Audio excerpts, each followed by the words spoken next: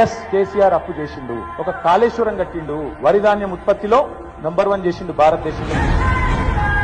కేసీఆర్ గారు అప్పు చేసిండు, కానీ ఇంటింటికి నల్లా పెట్టి నీళ్లు ఇచ్చిండు. ఎస్ కేసీఆర్ అప్పు చేసిండు. విద్యుత్ లోటుతో నాగమాగమైన తెలంగాణను వెలుగు జిలుగుల తెలంగాణగా మార్చిండు. కేసీఆర్ గారు అప్పు చేసిండు.